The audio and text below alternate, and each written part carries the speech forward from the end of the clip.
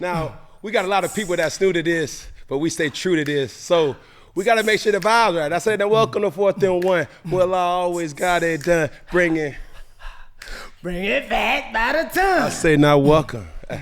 Come on in. Come on in. Bring a friend. Let's begin. We on 10. I say, now welcome to 4th and 1. Hold on, Peggy.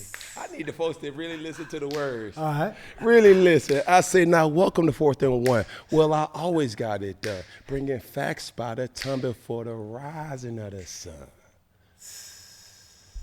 This ain't me in the shotgun. Ooh. Yes, sir. Oh, come on. What the turn around? What the? Oh. Put it one time. Oh, between the legs. Get some air in this ball. Oh, score. This is me in front of TV. Come on, boogie. I say this me in front of TV. Come on, turn it on. I say this Peggy in front of TV. Let's go. Double D in front of TV. Okay. Jimbo in front of TV. All right. VJ in front of TV. Can't forget Drop Top in front of TV. Drop top. This is me in front of TV. Boogie. We even got the rookie in front of TV. Ricky. Big Boogie in front of TV. Peggy in front of TV. D in front of TV. Diddy. Having a whole lot of fun. Now, some may say you're doing too much. Huh? But I'm just going to say you ain't doing enough. Wow. Don't play with me, Peggy. Why? Because I like to play rough. How? You think you tough? I know. Well, you really ain't. All right, hold on now. You're speaking. You ain't never heard me say that I can't. Come on. Hold on, like where you at? But where I like you, where you at, make sure you like, make sure you share, make sure you comment, but most of all, make sure you do what? Subscribe, y'all. Yeah. Hey. I like where you at. All right, come on. I'm bringing energy. I'm matching on. I'm 5 on 5. Hold on. I've been saying this a lot. Okay. Especially internally. Because I expect that, but you really got that in your bag? I'm in my. Was that a mistake? Bag. No. One more time for the one time there, Peggy. Make sure you like, make sure you share, make sure you comment. But Peggy, make sure you do what? Subscribe, y'all.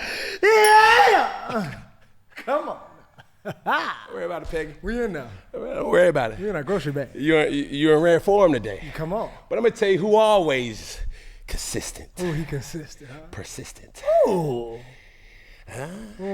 Efficient. Ooh, watch out there. Not electric. Big Jimbo, step up to the mic and remind the people. Make sure you like, make sure you share, make sure you comment. But Jimbo, make sure you do what? Subscribe, y'all!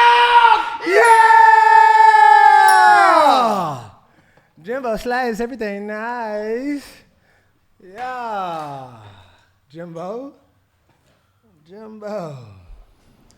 Here now. Kay, is it making sense to you now why we got to make sure that the energy, dig what I'm saying? Because you're going to have to step up to the mic too, big time. And do what you But don't worry about it. We got more examples.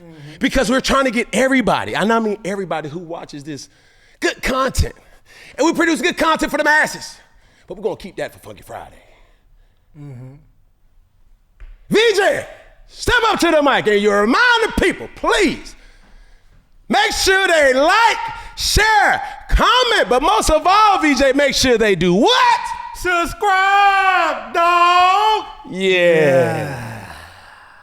See, he's still holding something. Yeah, he ain't letting it go. He's still holding something. You know what I'm saying? He got to get uncharacteristic. Get rid of ignorant. You know what I'm saying? He ain't ignorant. How many times did you go, Peggy? I went twice. That's right, because I'm going to slide you to the side. And Jimbo, remind him, hey, you got to have an out-of-body experience. Make sure you like, share, comment, but Jimbo, make sure you do what? Subscribe! Yeah! Jimbo's there. Jimbo slides everything nice. And this is the thing. If everybody ever looks and finds what Jimbo looks like. Oh, my goodness. You would never think. Would never think. Now, This guy. Double D, step up to the mic. For all the confusion. right? He's a little guy, but packs a big punch. He's a fool with the edits. So if you're looking online and be like, bro, who in the world is doing these 4th and 1 short clips? Double D. And Double D. I need you to remind the people, make sure they like, share, comment, but most of all, make sure they do what? Subscribe! Yeah!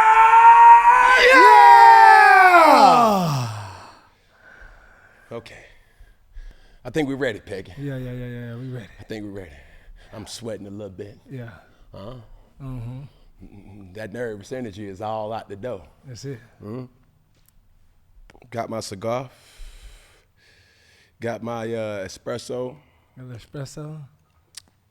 Without any further ado, let's get into it. First down. Hey, look, guys. Over the years, I've tried a lot of protein powders. Some chalky, some gritty, and some just straight up nasty. And when you care about what you put in your body, just like I do, that just ain't gonna cut it. For real, it's a new year, and I've been trying to add smarter stuff in my routine without getting too complicated. Orgain's made that easy. This podcast, 4th and 1, is sponsored by Orgain. They believe real nutrition can make a real difference in people's lives, and their plant protein powder proves it. It has 21 grams of clean protein, all 9 essential amino acids, and none of that extra junk. No soy, no artificial sweeteners, and no preservatives. As a matter of fact, I had some this morning. All I did was just add water and shook it up. No blender, no mess, and it actually tastes pretty good. Like peanut butter smoothie good. Same here. I stay moving, and this fits my lifestyle.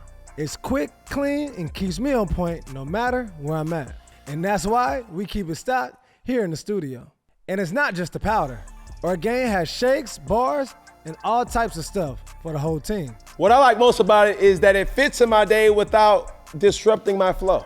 Whether I'm working out, chasing the kids, or just on set, I know I'm getting real nutrition that's gonna hold me down. And honestly, I don't know how I went this long without it. There are no quick fixes when it comes to your health.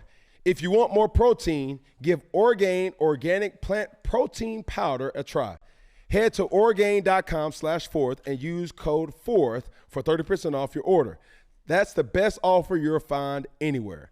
But you have to use my code 4th for 30% off. One last time, for 30% off, head to Orgain.com/4th. Use my code 4th. Viral moment of the week. Let's see what we got. So we kicking it off in Dallas at OT7. We got Trayvis Hunter, younger brother of Travis Hunter, scoring in front of his big bro. Unbelievable speed. And right here, Derek Baker back in the end zone. Was it caught in bounds by Trayvis Hunter? There's the touchdown, Trayvis. See one in on the board. And to get a stop here. I want to see how the two stack up. Like Trayvis obviously is younger. You got Travis with his going into his senior year. Yeah. Trayvis, you getting him going into his 11th grade year. Yeah. So. And a lot of people like, whoa, you got Travis Hunter, brother. What is he? How is he as a player? Is he Travis? So can you just talk about some of the comparables to the two and like how their game is different? That's a great question. When you think about the comparables, first and foremost, athletic-wise, there's no comparable. Like Travis Hunter, I mean, for him to be dominant on one side of the football and then be just as dominant on the other side. So that's the thing. It's like, yo, I'm going to beat your best DB, and then I'm going to turn around and cover your best receiver. Because Trayvis plays wide receiver, correct? Trayvis just plays wide receiver only. Okay. But this is the thing about Trayvis. Trayvis is probably the quickest player that I've probably ever coached. Quick is different than fast. Yeah. Right? Now, he doesn't understand his skill set because he's relatively smaller than Travis, but Travis is not this girthy kid. Yeah. I'm still getting him in a growth period of his life. Correct. Travis is about 5'9", 5'10", but quick as a hiccup. Yeah. Quick as a blink. Shifty guy. I mean, real shifty. Now, you're asking me who's more polished at that age. I would give more polish to Trayvis with route technique and just the fear of okay, he really understands the position. Trayvis just had this knack of catching, and he just was a playmaker. You know what I'm saying? The ball always found him. He just, whether the route was right, he got his depth or not, it was a slant, but he converted it to a not. It's just like, bro, what did we, okay, what a touchdown, all right. Yeah, that's not what I called, but it was a touchdown. Yeah. Shut up, yeah, it's a touchdown, okay, it's a touchdown. He was one of them players. It was like, no. Ah, yes, thank you, Jesus. That. But Trayvis was a guy who was extremely coachable, right? Extremely dominant on both sides of the ball, as I said, but he was very raw with certain routes in high school that I saw. See what I'm saying? Could he play? But it was just a timing thing. I didn't have a lot of time in high school with Trayvis. Like, we had practices, and it was like, man, coach, man, I just want to do. I said, bro, but we got rules and principles like that you got to abide by. Our curls are from 12 back to 10 yards, going back to the quarterback. He's like, man, I'm gonna bring it at 8. Like, no. All right, bro. All right, do your thing, bro. Do your thug thing. Yeah. You know what I mean? How do you coach that part now with Trayvis? Because obviously, just from my time and my knowledge of even being there and seeing, it's like Cam walk through, oh, can I get a picture, Cam? Can I get a picture? Then after they take the pictures, they start looking over, Trayvis. Now you got to coach a Trayvis on the field, but also off the field, because now he has fans and stuff, and this label of Travis is Hunter's little brother. So how do you coach that of him? Just be you. Like, don't worry about doing all this stuff. Just play your game. Man, we had one of those moments this weekend where he did not have his best game. And obviously, being the brother of somebody else, that bloodline is rich of talent, right? I think Trayvis ran the wrong route. Effort wasn't necessarily there on another route. Didn't, catch the ball on another. It was just the worst game that I've ever seen him play. But from my advisory role or the mentor role, you're going to have games like that, bro. For real, for sure. Get over it. I think what hurt him was his stardom caught up. And you got to understand, when you have a name, that name is also going to be used as ammunition. When kids are envious of you, they're going to bring up, bro, you ain't your brother. That's why your brother, blah, blah, blah, blah, blah, blah, blah, blah. Like all the, and you could tell that it started to get to him mentally and took him away from the game, right? So after that, that's the value of Cam. You know what I'm saying? So when I say the best, it has nothing to do with wins and losses. It has more to do with relatability, right? And by doing that, we went to eat after, one of our losses, and he just vented. He was like, man, I that was the first time it really got to me. I said, I know, I saw it, but now what you gonna do? You know what I'm saying? Like, in the grand scheme of things, now what you gonna do? Nobody cares about who your brother is. They do, you think they do, but they don't. Nobody cares about, hey, you got an Adidas. They don't. If anything, they hate on that. They envy that about you. But what you have to do is stay focused and understand what you're supposed to do every single time, right? And when you look at it, we had another moment after the third game, which we played better. We went to, the kids wanted hot wings. So we go get hot wings. And right after, this is a complete stranger. And you've been around me when you get these moments like, oh my God, hold up, Cam Newton, what are you doing in Dallas, right? And the young lady, she was like, hold on, stop right here. Little chick from the hood, you know what I'm saying, the round-the-way chick, she was like, hold on, Cam, please stop right here. Let me go get my son. The son was in the car. She goes 3 or 4 cars down. She comes back, and her son said, oh my God, that's Cam Newton. Man, I watch all your YouTube videos. Man, matter of fact, where's Trayvis? Honest to God. I said, don't worry about it, bro. There's our tagline. We got bless the babies, but you can hear us before you see us because we have the, hey, yo, right? And we did it with the kids. But that right there it's more than just branding. It's a badge of honor. It's your war chant. And these kids really buy in, and it just shows you your impact. So there was the tale of two tales where on one hand, yeah, you're gonna have envy and jealousy and smack talk, but on the other side, there's people that really want you to win, bro. Yeah. So make those people who want you to win, make them right. You know what I mean? Don't make the people who hate to see you with a new pair of cleats on and hate to see your brother win, don't make them right. Make the people that you care about, make them right. So those type of things and knowledge and just teachings is what I value the most about really my 707 program, because like I say, man, it's bigger than just wins and losses and what's your record. It's more about really investing time, energy, and effort with these kids that nobody sees. That's one thing I was going to ask to pick up right there. You said the ones that nobody sees. Obviously, you have your Travis Hunters, your Trayvis Hunters that get the notoriety, but you also have kids that don't have any stars, that don't have college offers. So how does the game of 7-on-7 help those people, those kids? Man, I got a kid on my team right now, bro. He's been on our team for 4 years. I mean, the heart of a lion. Never gets mentioned, but every single time I need a play, I'm going straight to him. And if you ask anybody, if Scott Digger was in here, he'll know exactly what I'm talking about.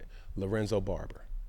Lorenzo's 5'9", 5'8", you know, just, he looks like a regular guy. But when the moment is there to make a play, I'm not going to nobody else. Yeah. See, Bill Belichick said this, and he put it in word form that made most sense. He said, what makes a superstar a superstar? What? And the superstar ain't a superstar because of a label that we've already given him. The superstar is a superstar because when we need a superstar, he shows up. 4th and 5, we're throwing the ball to Rob Gronkowski. We're putting the ball in Tom Brady's hands. We're giving the ball to Julian. That's our superstar. No. We're not giving it to no. We're giving it to Michael Jordan. We're giving it to LeBron James. We're giving it to Kobe Bryant. We're giving it to Allen Iverson, Jamar Chase. Like, it's that. That's why you get superstars. So our superstars don't have the stars because that's inflamed. It's like our superstars for us. And what the 7-on-7 game has given us the opportunity to do is shine, even when in their high school they're not able to be the star because they may go to a philosophy where it's a run-first offense, or the challenge may be a quarterback that's incompetent to make the throws. You see what I'm saying? Yeah. So when you see stories, and I think you have a story to kind of just hint towards the importance of 7-on-7, because I do think 7-on-7 advances the game, especially from the skill position standpoint. It's extremely needed.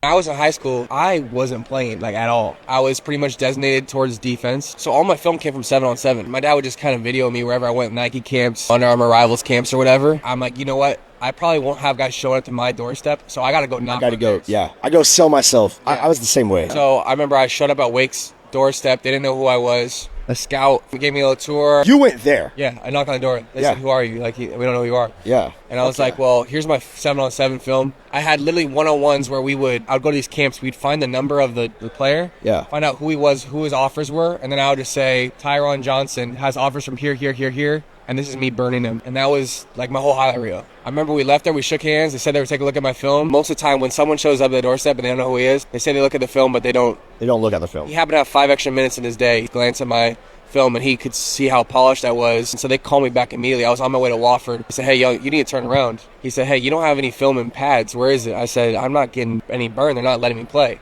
They're like, well, you obviously can play, right? But we can't offer you without like pads or seeing you live in person, right? So you have to come back to our camp. So I came back for Wake's camp. I came back for Vandy's camp. The Wake camp, I was doing really well. I won every one-on-one, caught everything. And then the next day we had to drive to Vanderbilt, and I was on the front cover of the Rivals page for Vandy's recruiting page. The Wake staff knew I had done really well at the Vandy camp as well. Wake offered me. I had 0 catches at that point in high school. 0 catches in high school, which you had to offer. Okay. This is what I want people to understand about that clip. Talk to me. They may say, oh, yeah, well, he had 0 catches, but he performed. There's too many times in high school recruiting and even college that people aren't ready to perform. They want the clout. but they don't want to perform. In extreme circumstances. In the heat, oh man, it's too hot outside. And when it's cold, oh man, it's too cold outside. When you worked out already, oh man, I'm sore. In extreme circumstances, bro, in inconvenience, how do you perform? Right? So there's opportunities out there, young man. There's opportunities out there, young lady, but you're gonna still have to perform. And even when you do get the clout, you still have to perform to validate that clout. Too many times, these scouting platforms have just given this flex to these kids to be able to say, bro, I got 64 offers. Bruh, you only can go to one. Yeah. Or at this particular point in time, you can go to 5. One per year. You know what I'm saying? And extra. But understand this, you still gonna have to perform. Go. I hate it. I despise. It don't keep me up at night because I don't care that much about it. But it's just one of them things that's like, kids, like, where are we at right now, bro? What happened to, man, you gonna be at this camp? I'm gonna be there too to compete. Yeah. There's never a point in time somebody can look at my career and say that I didn't compete. And that one time, that only one time, people remind me every single day because I showed some in me by not jumping on that football. That's one time. But did I go to the combine and perform? Yeah. Did the best out of me come when I played the best? But they gonna remind you about the negative. That's cool. But use that as an example. People will harp on the negative more so than highlight the positive. I never ran from smoke. Too many times in this day and age, kids is running from opportunities like, no, I'm gonna go, but I ain't gonna perform. Like, no. Too soft. But you wanna know who better not be soft? Who? Like, I'm trying to, I need this person to be the best version of this. Do you really know? Yeah. Do you know that you know that you know that you know that you know? You wanna get? He probably ready like 5 with 5. Smoke with smoke. Peggy! What's good, bud? Yeah. Come on now. Boy. Yo. How you thinking? We good in the hood. Another 4th and 1. It's all good. You all right? I'm great, brother. I'm great, my brother Newton. Talk to brother me about Kim. your weekend, man. Man, all was well, bro. I went back home to Charlotte, bro. So I ain't been home since about Christmas. I came in for like a day or so, came back out. So being home is good. Like it replenishes you. Like it was good for the soul, but it's like some soul food. So I was able to see my family, able to be around my folks. So You went out? Did you go out? we popped out. And the thing is like in Charlotte now, I feel like I'm not even from there for real because my adult life has been here in Atlanta. So it's like I'm going, my brother and my family like, we got this spot.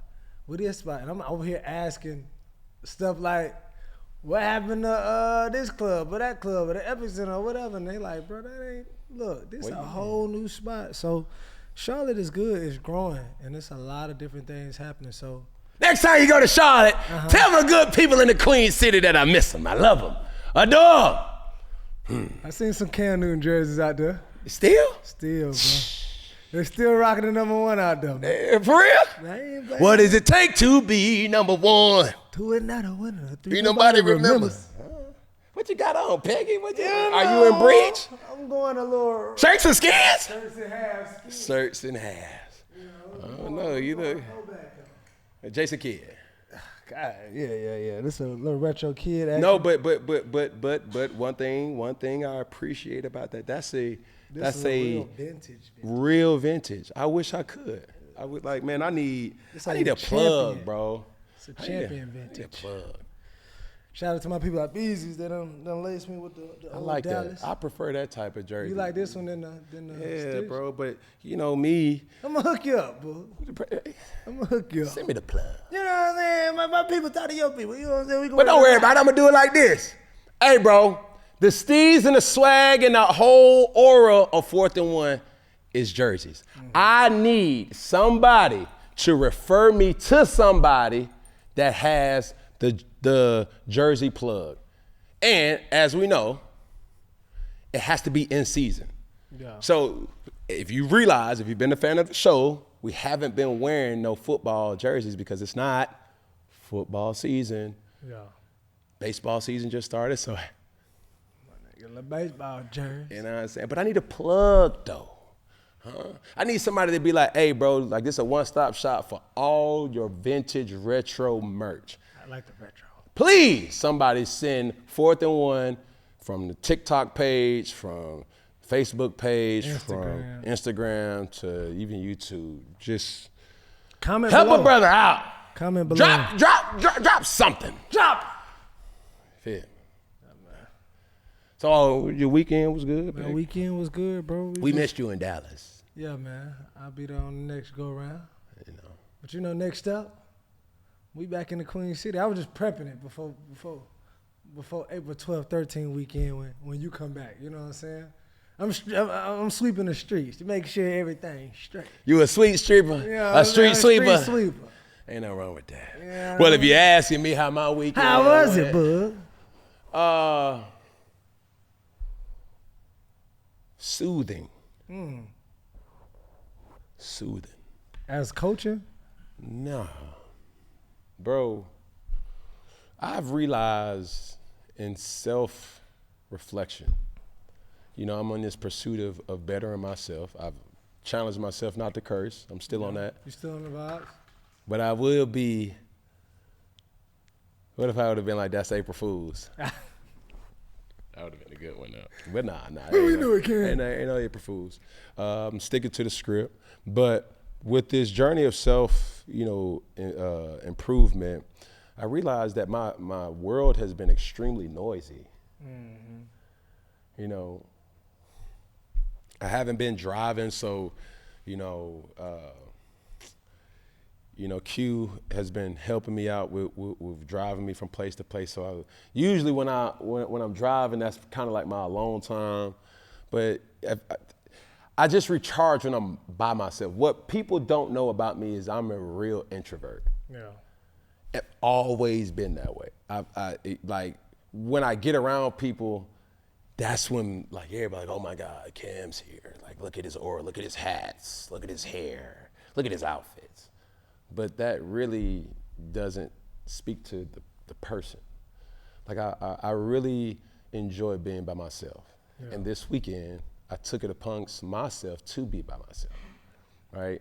Like, yeah, we had OT7, but there was one thing that I did that I was like, yo, I forgot this feeling, right? So that Saturday, when we played, got hot wings and pizza for the kids, watched the Duke game in the lobby. Kids enjoyed it. And then we had 10 o'clock curfew, checked in everybody into the hotel and just made sure everything was safe. And then I went to the room and I was by myself. No kids, no nothing. I said, bro, what do you want to do? Bro, I looked out my window and I seen a Quick Trip. I said, bro, we about to go to Quick Trip. That Wood Chronicle. Like, I just wanted a slushie. I ain't had a slushie in so long because, I've been eating right. I said, bro, you deserve a slushie. Man, I got out my room, left my phones. That's bold. And I walked to Quick Trip. I just wanted to hear my thoughts. I just wanted to hear my intuition. I just wanted to hear like, how you doing, bro? Like, you good? You straight? And it felt so rewarding by the time I came, and the worst thing about it, I didn't eat nothing. Bro, I got sparkling waters, bro, I got some ice cream, I got a slushie that I finished on the way back, so by the time the room, I just threw it away, and I crashed. So it like self-care, self-awareness is important, especially if your world is noisy. Like, open your third eye, like talk to God, talk to yourself, really get in tune with yourself and your feelings, and you'll realize, like, bro, everything that you think is bad is really not bad. It's just a moment in time. Yeah. And I just appreciate that. That's I'm back. What's up, man? I'm about to, what you got, Kimbe? Matamba? You see the cufflinks, baby? Oh, a couple in. You know. I ain't come here to play with You got the monogram on the shirt? No, not today. Shot blocker. R.I.P. Dikembe. Oh, no. No. Atlanta legend Dikembe Mutombo, you know what I'm saying, who played with Mookie Blaylock, Steve Smith. List goes on, bro. You feel me? But, yeah, man, Sauce Immaculate, cufflinks, pinky ring. That's it these days. Glasses, hat by Mashika, you know what I mean? If you ever really wanted to question and say, like, man, where are these hats that Cam is wearing? It's my hats, Mashika hats, created by no other than Alberto Hernandez, who's the #1 hatter over there at MashikaHats.com. Get yours today and tell him Cam sent you. If you ever find yourself in Atlanta, Georgia, you're looking for a good vibe, looking for some good food, looking for a good place to relax and even network, come to Fellowship ATL, where the vibes are immaculate. I mean, it is exquisite. I mean, a hint of classy and ratchetness, but more on the classy side than the ratchetness. You dig what I'm saying? Fellowship ATL, 110 Centennial Olympic Park Drive in Atlanta, Georgia. Holla at your boy. If you like the content that you've seen, it's Iconic Saga Productions. Make sure you tap in with 4th and 1 and all its platforms. That's on TikTok, that's on Instagram, that's on Facebook, as well as Subscribe Dog on YouTube. And our other IP of Funky Friday, same thing. As we always say at Funky Friday, good content for the masses, but promise to always keep it funky. You dig what I'm saying? Here we go. Next clip. Ashton Hall. So he had this viral morning routine, and he just dropped a nighttime routine.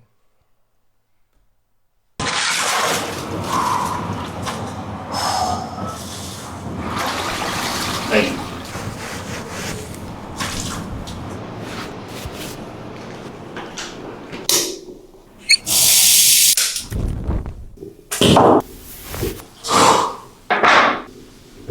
Hey.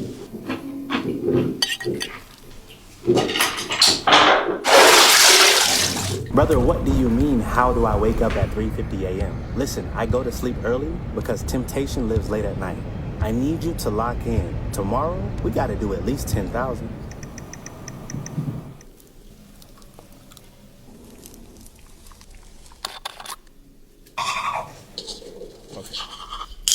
Press pause right there. Now, You at home with that travel pack? Ashton, my boy, step to the front. Ladies and gentlemen, I'm a realist. And understanding that you can play with yourself, but you can never play with me. Yeah. It's daylight saving time outside. Did the time go back or time go forward? It sprung forward. Forward? Yeah. Where I'm at, it don't get dark until about 8 o'clock. You can play with you, But don't play with me. but don't play with me. Don't play with Now, is the content pristine? Yes. Okay. But it's like I ain't never been a dude to cover my mouth. No. Sometimes should I? Yes. But I knew. You go to sleep with cologne on? No, come on, man. No, you ain't doing that. You wasting good spray. Hey, you wasting it, Unless you got especially something the right cologne next that to I you. got. Like, what are we doing? This is all I really want to know. 7 o'clock. You in the bed? No, this is my rule. What's up? This is my rule, right? In the house by 8, that then gives me personal time. In the bed by 9, I'm asleep by 10. That's my rule. That's ideal. That's what I want to stick to. Now, have I gotten to the house at 11? Yes. Have I still worked late at night past 8? Yes. But my desire is to be in the house by 8, in bed by 9, sleep by 10. What does that mean, Cam? Okay, in the house by 8, when I got my kids, that gives me an hour that I got to parlay with my kids to be present. Ask them about their day. Is that enough time? Absolutely not. But that's designated time that I'm giving to myself. That's the routine that I've set forth for myself. All right. Is my relationship important to me? Absolutely, Cam. So that's why I give my lady that hour from 9 to 10 to talk to me. Catch me up, babe. Talk to me nice. What went on in your day, babe? Huh? She said, what, babe? No. For real? And what did you say? No way. She did? Wow. They got your name wrong at Starbucks? No way. Not you. Clutch your pearls. Clenching my pearls. This is egregious. The name at Starbucks. This is the devil's work. Not you. What else happened? Let's talk about me? No, I don't want to talk about you, babe. This is all about you. Dare I rain on your parade? So that's that hour. Then, you know, we get us a little rendezvous with TV and, you know, she be responsible for certain days. It's like, hey, bro, like, what we watching? I need to know. I feel like my life is better when I got a series in my life. What series you on right now? We watching the Kobe Bryant documentary. It's a 3-part series. What's that on? Is it Hulu? Or Amazon? It's not Amazon. It's Hulu. It's bro. I got all the networks, bro. I spend at least $500 on networks. Just off of different apps. Bro, I got Paramount, HBO, HBO Max. I got Hulu, YouTube TV. That's why you be watching all them shows. Bro. You watching the show? Voodoo. You seen this show? Did I say Paramount? I got all of them. Fire Stick. Being at your house, that's what got me on Voodoo. I'm like, what is Voodoo? Voodoo got all the movies. Yeah. But you got to pay for it, though. Yeah. Huh? Well, I realized that I need shows in my life. Like, my life was good when Game of Thrones was there. Yeah, I was in my big bag. Then I went back and watched The Sopranos. Oh my gosh, I remember that time. Oh, no. All in New England. Because I'm going to tell you what a show does for the busy person. It just, it decompresses your day.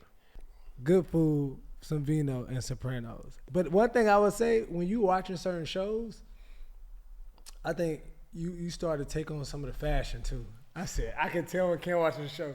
He implements something else in the steves. I'm like, you start wearing those the button-up shirts, pants tucked in with the belt. The Bro, slacks. listen, dog. That's the nigga Sopranos. my boss this week. You know, my boss. Pinky ring. Don't talk to me. Hey, talk to Tony. Talk to Tony. Talk to me. No. Don't Capiche? talk to me. You talk to Tony. Nobody. Capiche. You feel me? I feel you. Yeah. Hey, T. What you want to do with this one, yeah? Feed him to the fishes. The guppies. I'll give you another one. Hulu, 1,000 Blows. Woo, a limited series. Don't tell you I ain't never put y'all on that. We gotta do Cam's top series list for the people. But those things, I really get inspired by fashion and just the aesthetic. Now, The Gentleman, that series, it's just fly. Like, it's wealth at a different, like Succession. I was like, oh, that was a great show. And it's range with me. You can't just get me with Empire, Power, They're my shows. Kanan. Hating. What you watching? I'm watching Raising Kanan. Like, bro, come on. I love Black. Power. Don't get me wrong, bro. I love Black, but bro, I'm a stickler. You should call me Rotten Tomato Bug because as soon as a TV show tick me off, I'm cutting it off. Man, that's my rule.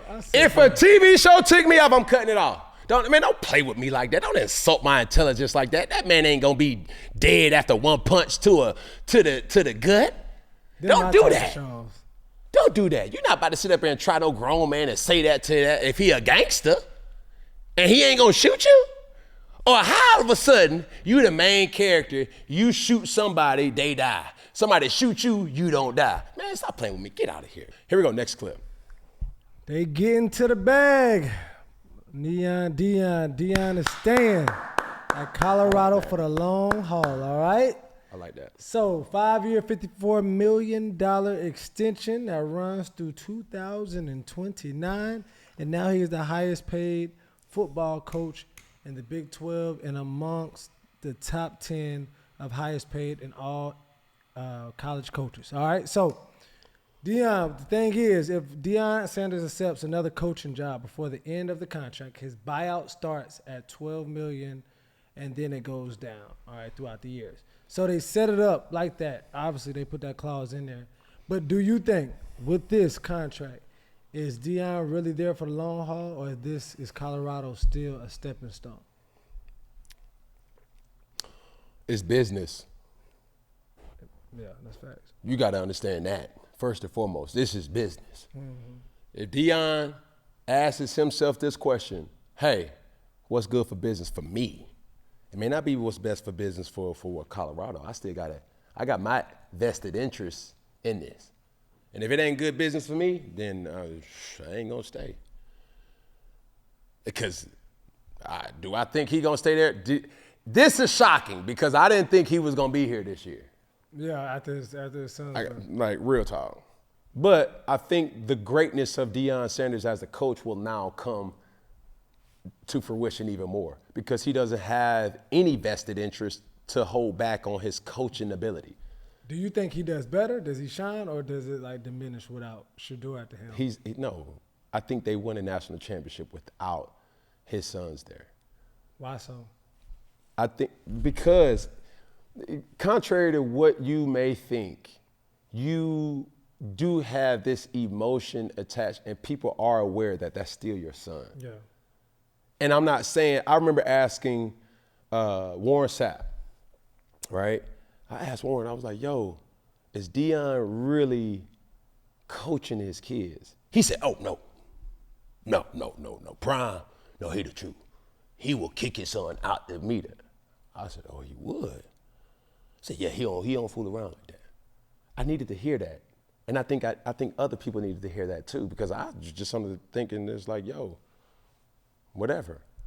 But I still understand what the emotion of compartmentalizing dad versus coach. Mm-hmm. You know, I love well-off media. I love, Deion Jr., and the content that he shares to the world about, but you see, there's difference where it's like, dad, like you hear Shador, you hear Shiloh, you hear, Deion Jr. like talk, dad. But what about coach? You know what I'm saying? When you don't have that no more and you can unbiasedly coach, that then shows who you really are. And I do value Deion Sanders as a coach now now he can really be a dad now. Yeah. You know what I'm saying? Now he can really be a coach now. And maybe that's just my own personal perspective, but I just know that, right? Where it's there. Does it have any impact? Probably not, or probably it does, but it's still there. Like, I look at it from the assistant coach standpoint. I look at it through the offensive coordinator. I look at it through the quarterback coach. I look at it through the DB coach. I look at it through the safeties coach, where it's like, man, we got a dude that's really better than him, bro. Like, why are we? If he was anybody else, could we bench him? Yeah. Right? Not to say that they deserve to get benched. That's not what I'm saying. What I'm saying, could you make that call? And it'd be a little contentious. But now you can, as a real coach, and now you could be a real father to say, like, you know what, we play on Saturdays, I can go fly to my son's game on Sunday and be present with that. Like, now we're about to really see the greatness of Coach Prime. So do you think they still pack out stadiums? Absolutely. And then also, do you feel like Colorado set up this contract because they believe in him, or they're just trying to keep him? I don't think Colorado is a destination place for athletes. But then you say the state of Colorado. But then you say them winning the national championship. But if they do win the national championship, right, obviously it's going to be a destination. It's going to be a thing. Because that's like Alabama. For sure.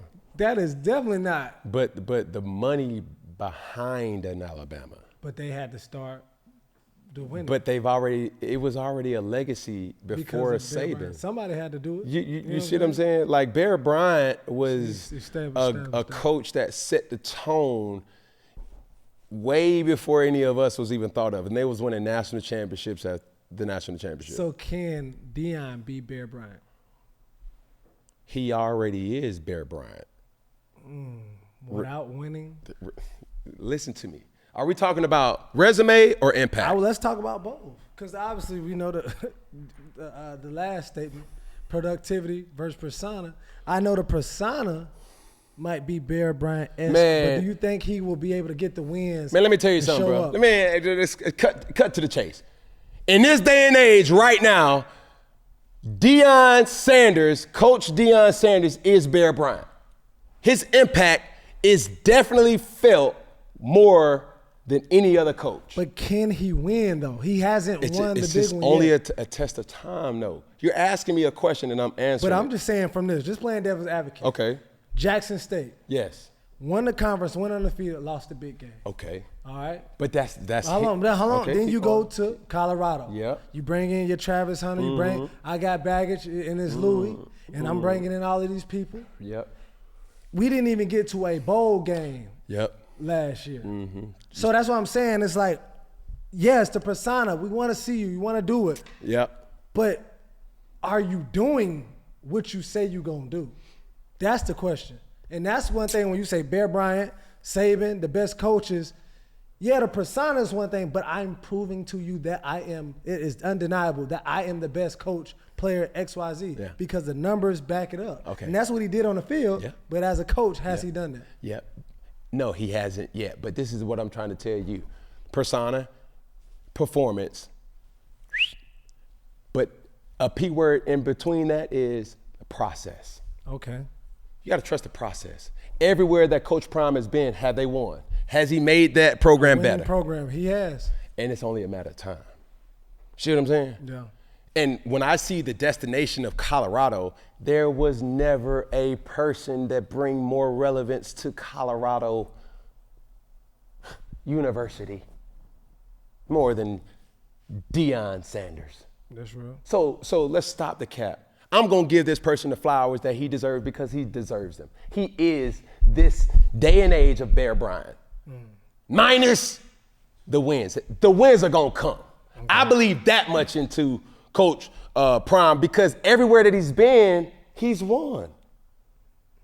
So what do you need to win, Peggy? Good talent. Can he recruit? Does players want to play with him? Now, this is the thing that I'm saying. I don't think Colorado is the destination point. Put him in a place where it's a destination point. Give him a legacy program. Put him in the SEC. Put him in, I don't want to disrespect Coach Freeman, but like a program like a Notre Dame, Ohio State, a Michigan, a Texas, a USC. What about, yeah. You see what I'm saying? Like he don't need half of that. He just need a destination, bro, that's like conducive to, okay, you playing with the big dogs. Now, we got the biggest of the dogs. It's only a matter of time. You can't name me a more impactful coach in sports than Coach Deion Sanders. I'll wait. Do you see them going playoffs this year? Yes. He gonna find a way. I believe in that. There's no denying. Is he a popular pick? Yes. Does he garner a lot of attention? Yes. He welcomes that. He don't shy away from that. Yeah. If you gave Deion Sanders what you gave Steve Sarkisian, talk to me now. Talk to me. Because that's what I say, Bear Bryant. Because he's done more with less. Deion did. So when you give more, what does that look like? Just all up, man, he got the number one player, a 5-star plus player to go to Jackson State University, man. That's iconic. Yeah. We're going to look back years from now. Bro, how? There's no denying his greatness. So for me to not even blink, yes, I believe in that. And now I'm even more excited to see him as a coach because there's no conflict of interest now. And they can't hold nothing back. Come on, man. Oh, that's just your son. Come on. Yeah. Come on. I feel it. Because now he can say, if you ain't good enough, I'm about to get somebody else in. Now, at every position. Next clip. All right, dads being dads, speaking of Deion, but we have some other dads that's supporting their children. So Van Lift's college career ended in the Elite Eight. All right, but what a career. She has played for 3 schools, Louisville, LSU, and TCU, and scored 2,599 points and became the first college basketball player, woman or man, to reach the Elite Eight 5 times and take 3 programs to the NCAA regional finals. So we definitely got to show her some love. But as we show her love, her dad definitely showed her love at the game. Watch this. You're going to go under. I'm going to stick it. Check out Pop. Hey, Dad, watch out now. Don't be falling down the steps, baby. Is that the robot? I'm that dad. Yeah. Then we got SJ's dad. He's on Gilbert's Arena, and he's keeping it real about his son. Yo, do you believe your son is the MVP? 100%, fam, 100%. And like I said, not just because he's my son. If he wasn't my son, I'd be like, yo, this is the MVP, bro. Yeah. Like, you know? And like I said, I rate what Jokic's doing. What Jokic's doing is crazy. Let's keep it real. Like, I don't even want to say this on air, but if he wasn't to win it, I wouldn't be like, oh, he got snubbed, because what he's doing, bro, is stupid, bro. Yeah. It really is. Let's keep it real. Yeah, yeah. But having said all that, fuck that. Shave them. That's what we. Hey, I like that. Speak facts. We like, also got to finish up with the last dad, obviously the most notable dad of all of them. Melo had a hot take over Kayan's McDonald's game snub. So the McDonald's All-American game roster was announced, and the #1 ranked player in New York was noticeably absent. Anthony family once again gets jerked. They jerked us. Melo was so hot, he didn't even text me back when I asked. This team been set for 4 years now, since freshman year. They start playing in all the games together. They start traveling together. It's very political. I think he deserved to make it. No bias. I think he really put the work in and really deserved to be a McDonald's All-American. Because of his journey and because of his trajectory and how his development went. A kid who played freshman basketball his freshman year to becoming the #1 player in the state of New York. That should mean something itself. I was hot. I'm gonna tell you what I was even hotter about. I did the McDonald's deal. I ain't gonna lie, I saw that commercial the other day too. I'm like, oh, this is a wrap. I'm being kind of a little optimistic as shit. Then I'm like, nah, they gonna jerk him. This was early, like, nah, they gonna jerk him. Every day, 20, 25, this, that. He hasn't lost a game since. So we got 3 dads, 3 different kids, 3 different situations. But talk about, let's break it down with both. All right, we can start with like SGA's dad. You know, he kind of kept it real about his son. Jokic is good, but he not my son. My son should be MVP. Each father that's on this clip, leave out the emotions and let's speak facts. All right, cool. And every single one of them is correct. Even Carmelo. Yeah. Right? Now, there's a bias obvious there, but it's like, bro, but #1 player in a basketball state and you're not there? And he just won the national championship. What are we doing? And he's beating some of the kids that's actually on. What are we doing? Yeah, it's like, what are we doing? Hey, come on now. Yeah. We need explanations. If I'm Melo, I'm saying, yo, just explain it to me. Yeah.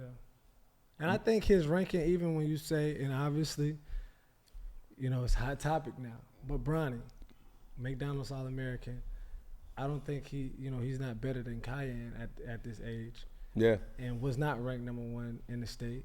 This is my challenge to the athlete, right? Because it still comes down to Bronny.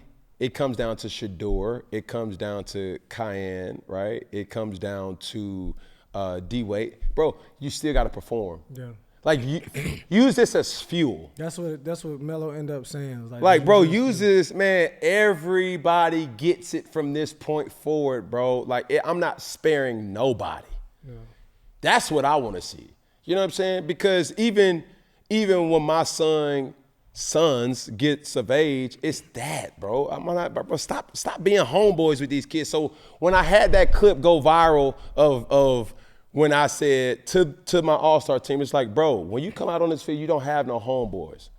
That scholarship is only gonna be for one of us. Mm-hmm. So like we could parlay like when we go to Zaxby's, Raising Cane's, McDonald's, Waffle, we homeboys then. But on this field, bro, no, I ain't sparing nobody.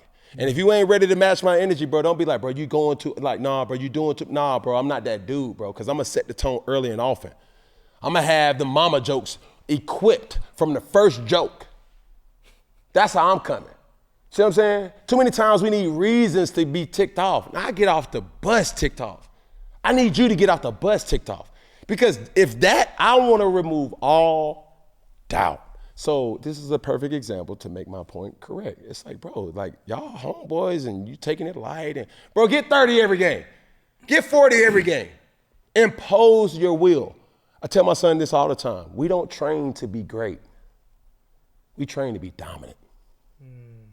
There's a difference. Yeah. Know the difference. Next clip. All right. We had a part 2 of the Malice of the Palace, the remix. Yeah. So, Detroit Pistons gets into it with the Minnesota Timberwolves, and it went down. Holland was a really good high school player. Good fake. Reed turned the corner and is fouled by Holland. Man, oh, come on now. Stevens, big time brawl now in the front row. Gotta stay. It's going to take a lot to break this up. You got to stay out of the crowd. This is not good. This has been building on the last handful of possessions.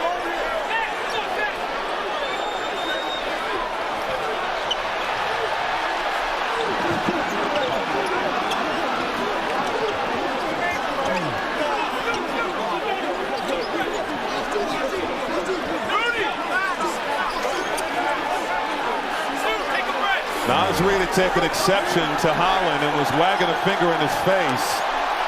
This crowd who braved the cold and the snow on its feet applauding the intensity. The Timberwolves finally showing some fight in this ball game. And the officials are going to have a lot to look at as you look at DiVincenzo's neck. The coaches are getting into it. The coaches are literally fighting with each other now, too.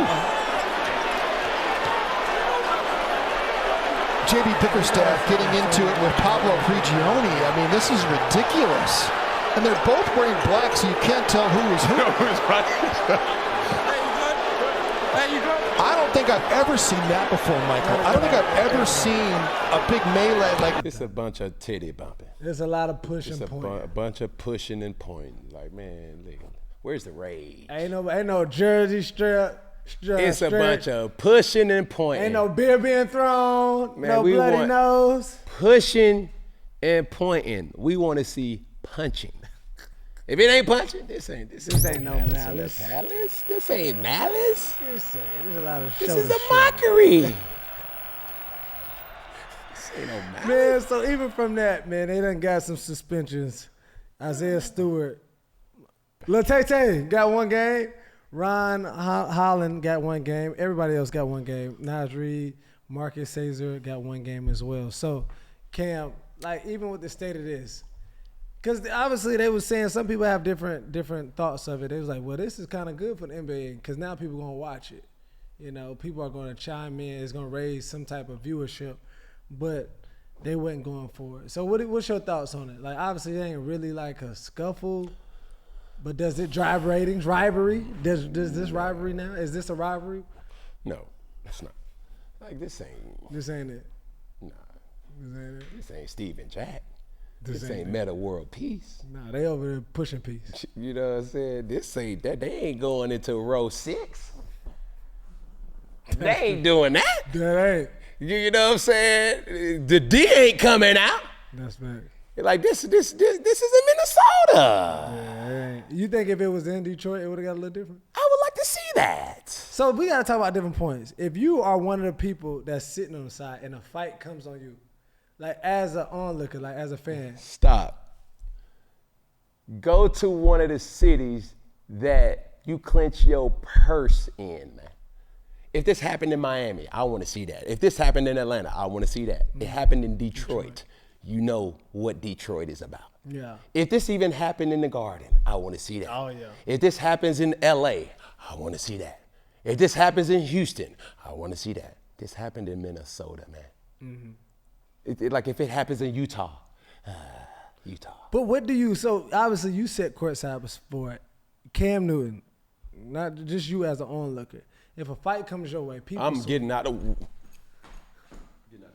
Okay. I'm getting out of the way. Now somebody say something to me, that's a different. I'm running to it. Huh? But look, because the aesthetic for a football game and a basketball game is completely different. You can't even end up in the stands that way. Yeah, like, bro, if I spill a drink on me, I'm mad. Have you ever got into a sideline and got into like a scuffle with like, or just any type of? Yes, I told you. I got into it with the security at the Barkley game. Oh, yes. Dude, like, come on, bro. Yes, the security, yes. But I'm saying as a player, you ran off the sidelines. You know when you on football, you run off the sideline and somebody might shove you, you might bump into somebody, or they might be talking trash when you run into the opposing player's sideline. A player? Yes. Like, has that ever happened? Like, do you have a story like that? Peg. Bro, it's about respect with me, bro. I've never been the dude that was just like the antagonizer. I've never been the bully. I'm just the dude. I'm a respect type of guy. We gonna be respectful. If you gonna disrespect me, then that's where I get triggered. But if you respect me, I respect you. Cool, bro. Let's keep it in the game. Yeah. And that's good. Like, I'm not the dude that's just gonna pick fights. I don't, I'm gonna set the tone, but I'm not gonna pick fights. Yeah. You feel me? But I'm setting the tone for me. Yeah. I ain't setting the tone to just thump you on your head or give you a wet willy or a wedgie. No. Keep my hands to myself. You keep your hands to yourself. And when you then touch me, I feel threatened. And which there will lead to me being triggered. Okay, Stephen A. And just like a jack in the box, boing, boing, boing, boing, I'm going to jump off into something. But that's the old me. Yeah. You know and approve. I'm a work in progress. Yeah. I'm still under the hood, you know what I'm saying, changing a couple gaskets and things like that. But y'all just don't talk about me, just pray for me. Next clip. All right, Dak Prescott down 33 pounds. What does this mean for his game? Dacky. Yeah, Dak look good, bro. Dak look good. So even in the time of your career, especially when you went pescatarian for a time, or then when you went vegan, yeah, you slimmed down like from the beginning of your career to obviously towards. No, I always was lean, Peg. I always was lean. I lost weight just because it was the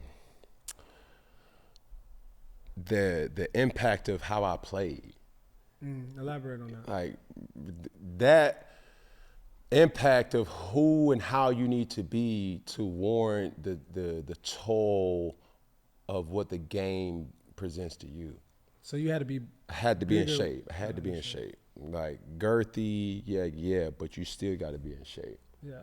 But did you weigh the same from rookie year? Rookie year, I was probably like 255. The midpoint of my career, like I was like 248. Okay. MVP season, bro, I got like up to 270 a little bit. But then when you felt like that 270, was it more pressure on your legs, or did you run more? And was like, I was still in shape. I just knew how to. The management of how. But big. Did your game change due to the fact of your weight? Yeah. You know what I'm saying? So tell me that. It's like, well, I took off and ran more when I was 270, or when I was a little lighter. Because I couldn't be 240 running as much as I did because those hits, they add up. They take a toll. Yeah. You know what I'm saying? But Dak Prescott looks really good. Yeah. And I'm not saying this in no type of sleazy way. Like, nah, bro. Like, the off season is where you become the best version of yourself. Yeah. But my challenge to Dak Prescott is like, bro, like it's time to win. Yeah. Like the money, the bag is secured. Dak Prescott, bro, it is time to win, bro.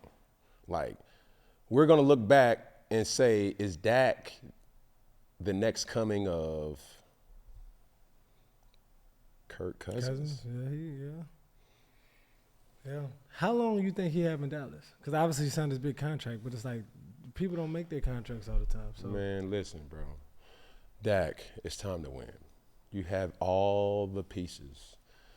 that you need. Like you've had dominant teams that, and let's put it like this. From a sports perspective, unbiased, you can miss your time to win. I missed my time. My time to win was 2014, 2015, 2016. How did you miss your time? We didn't win when we were supposed to. But what went into it? Like, was it like I didn't have It's when you understand the game the best. When your body is in a tip-top shape the best. That's a fear that I have for Joe Burrow. Like Joe Burrow, his talent is so high. He understands, like he's learning so much. And it's like, okay, it's time. Our time to win for our quarterback is now. Dak Prescott. It's like, starting to slip away. Hey, CeeDee Lamb, we got a great CeeDee Lamb. We got a great Micah Park, and it's still pending, but bruh, he's had support on defense. You've had offensive line, and it's gonna come down to like, bro, no more excuses. Like, it's time to win now. And you'll look back and you're like, yo, you're in year 9, year 11, year 12. And it's like, bro, it's like, no, we got to no, bro, that opportunity slipped. The thing about Tom Brady is when it was time for him to win, he won. Patrick Mahomes left and is leaving, no doubt. When it was time for him to win, he's winning. I have another fear for Lamar Jackson. I was going to ask you about that. Like, bro, like he's the best version of himself athletically. The time is to win is what about Josh Allen? The same thing. Come on, bro. That's a scary thing because you never know when that last season will be. Even with Dak, it's like with that injury, that could have ended his career. Done deal. He came back. He still has talent around him. Yeah, that's it. It's all factors that makes a break when it's your time to win. It's like, bro, we had our veterans at their best, like Luke Kuechly, TD, Ryan. Like, bro, everybody was ready to win. And we just didn't seize the moment. And that's the most frustrating thing about it because you look back at it and we never got back. Do you think about that still? Oh, my God, do I? Bro, I made a vow to myself, bro. Like, I've won in every part of my life. Rec ball, we won the rec ball championship. Like, boom. It was either championship or bust. Like, we was that dominant of a team. On my rec ball team, we had Morgan Burnett, who played in the NFL as a safety for the Green Bay Packers and the Steelers, was an Atlanta legend. Deshaun Lawrence, who's the associate athletic director at UCF. Addison Williams, who went to University of South Carolina right out of high school, who went to my high school as well, was on that team. Multiple different other talents at rec ball played. We expected to win. Then going to high school where football-wise, we wasn't as dominant as we were in basketball. My basketball team, the last full year that I played was my junior year where we went 32-0, and I made a vow to myself. We lost in the state championship. I said I would never get that close and sniff a championship and not win it, ever. Went to University of Florida. I was not on the actual sideline when they went to the national championship, but they won it. So I got to experience the journey up into it. I took that same mentality to go to JUCO. We went to the national championship in JUCO, won that. Then Auburn, same thing. It's like, bro, we're here. It's time to win. Then you get to the NFL where it's like, bro, all you know is when you get into that position, all you can ask God and pray for is just give me an opportunity to get there. I got there. You feel it. Yeah. You're there, and you just don't seize it. No. And that's what hurt. You were there. The confetti is falling on your face mask. It's not for you. And it's not your colors. Yeah. So devastating. And that's the vow that I made. It's like, I would never be in this position again. But you would think you got time to go back, but it doesn't happen. So I got one question. So even winning or losing it, what was your favorite championship experience from grade school all the way up to now? Like, if you had to choose one, you was like, we lost it or we won it, but this just felt the best. JUCO. I was thinking that. Why so? Cause the creation of Cam was created in Brenham, Texas. I was at the lowest part of my life. I questioned my skill, and I found my voice. I found my talent. I found the confidence in saying, like, bro, I'm bigger than everybody, but I don't have to change my position. See, that was a rarity. Like, yo, everybody will always recruited me as an athlete. I'm like, bro, I'm a athlete that has the capabilities of playing quarterback. I understood that. I was a football player, right? Yeah. But JUCO was a time where I honed into my skill and said, like, no, I'm not changing. Like, I'm not changing, bro. I'm a quarterback, right? And I found that those relationships that was fostered there in the most vulnerable time of my life, where I didn't know what was gonna happen. I didn't know where I was gonna go. Yeah. And boy, I just really enjoyed that. You know what I mean? Those nights, those workout sessions, those sacrifices of just like, man, I'm working out every day just for a chance. Yeah. And it paid off. Here we go, second down, questionable call of the week. See what we got. All right, in the grassroots, man, we got our own backyard malice in the palace going on right here. But who is in the wrong?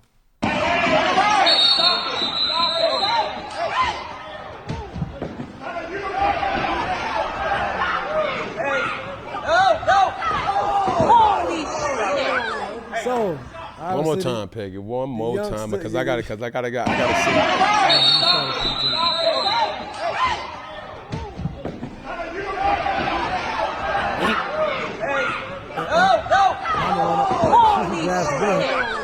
Okay, so before he leave his feet. Boy. Before I judge this, we don't see the build up. Yeah, we don't. You see what I'm saying? Because why did the little boy hit the other little boy? I have this rule with my kids. Before I even make any judgment, what did you do? Yeah. How did we get here? Because I'm expecting that he ain't that crazy to just hit you just out of just nothing. How did we get to this point? A lot of people not asking their kids that. What led up to that? Yeah. Because I ain't just no regular person that could just do. Because if I go out that way, I know it's gonna be headlines, and it gotta be headline worthy. You gotta be in all the right ways. Ken went wrong. I'm gonna put it like this, Peggy. He was protected. In the famous words of John Legend, they gonna get all of me on all of you. I'm trying to tell you. Yeah. Cause if I get, man, you play with my kids. Yeah. Man, bruh. I'll do life. Is it ever a situation where an adult should put his hands on the kid like that? No, but there's a situation where the kids must understand. Like, bro, once again, this past weekend, these kids get to talking to you crazy, and I've learned my lesson of this. I'm saying, son, I am not your equal. Stop talking to me, bro. Man, your team tried. Like, cool, okay. Go on about your business, bro. Go on, take your win, go. Now, when you get all in my face and you start, like, I said, okay. I can't talk to you no more. I'm going to go talk to an adult. Yeah. Because every kid loves to say this. I'm a kid. You talking to a kid like that. But you was talking to an adult first. You're playing grown man game. You're playing a grown man game. And boy, I would put you in your place like a chiropractor. When you start, boy, you know what I'm saying? That's when that grown man strip come out. Let me tell you something. I would set precedence on your little bitty behind, boy. Boy, I almost slipped. Yeah, you did good, boy. He about to say a little bit of behind. I'm trying to tell you. Oh, man. So I'm trying to tell you, bro. Bro, when I get triggered, man, I get to see in red. And I'm working on that. Yeah. But children, understand this. When you try a grown man or an adult, be aware that they got a real thing that's called grown man strength that you ain't even tapped into yet. Yeah. That threshold ain't even unlocked yet. Yeah. You hear me? It's a different type. So it is. I don't know who's wrong. Yeah. But I just need to know what happened or what transpired to these events happening. Yeah. Next clip. Tyreek Hill. I'm doing Tyreek Hill things once again. So, a tweet went out from Fans Nation. Well, David Fisher, all right? He tweeted, he said, Fans Nation, Will you be open to trading Tyreek Hill? And Tyreek Hill reposted with the laughing emoji. Then Jared said the biggest draft night player trade candidate. All right. And somebody responded, Jason Hill responded probably Tyreek Hill. And Tyreek Hill responded with the checking of the deuces. All right. So this was like an encrypted message, a cryptic message. But is Tyreek Hill doing too much? Like, what should he even respond to this? Or is it fun and game? Bro, look, some would say he doing too much, but bro, man, that's a grown man. Mm-hmm. What you gonna tell you? We live in the land of the free. Yeah. So if we gonna give him the ability to use his platform, yeah. And I didn't look at it as throwing a deuce, like that's his. Oh, that is his thing. That's his celebration. Yeah. So like, let's not read into that too much. Like, Tyreek has always voiced his want and desire to win. Mm-hmm. And to be impactful to the win. Yeah. And that's nothing wrong with that. He's a competitor, right? So I don't see nothing wrong. But what's the pressure of that? It's like, dang, I'm just tweeting just like y'all tweeting. I'm human just like y'all human. It's like, oh, it's scripted. It's a cryptic code. It's a certain thing where you're held to a different standard because of the type of money that you're garnering. When does that kick in? Like, as players, like, when did it kick in to you, whether it's high school and I'm the starting varsity quarterback, so I got to be a certain level. But when in life do athletes automatically have to be role models? When the investment is injected. And elaborate on investment. All right. Do you drive a Ferrari in the mud? No. Do you wear your new shoes in the rain?